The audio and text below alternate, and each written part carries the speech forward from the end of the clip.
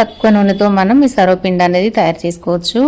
Taste అయితే చాలా బాగుంటుంది. ఎక్కువ ఆయిల్ కాకుండా ఒక అరపావు ఆయిల్ వేసి మొత్తం స్ప్రెడ్ చేసి దానిపైన కొంచెం పిండి ముద్దను తీసుకొని ఇలాగా ఒత్తుకోవాలన్నమాట. వీడియోలో చూపిస్తున్న విధంగా పల్చగా ఒత్తుకోవాలి. మీకు మందంగా ఇష్టం అనుకుంటే మందంగా కూడా సర్వపిండి ఇలాగా మనం తయారు చేసుకోవచ్చు అన్నమాట. ఇప్పుడు పైనుండి కాస్త ఆయిల్ మళ్ళీ వేసుకోవాలి.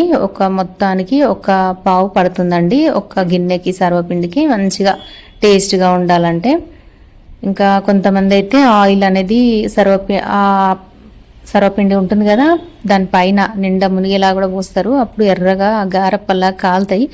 అలా కూడా బాగానే ఉంటుంది. ఇష్టపడే వాళ్ళు అలా కూడా ప్రిపేర్ చేసుకోవచ్చు. ఇంకా అంతేనండి. మూత పెట్టి 10 నిమిషాలు సిమ్లోనే పెట్టి వదిలేసేయాలి. అంతేనండి. మనకి మంచిగా ఎర్రగా ఇలాగా సర్వపిండి కాలుతుంది. ఎంతో టేస్టీగా ఉండే ఈ సర్వప్ప మీకు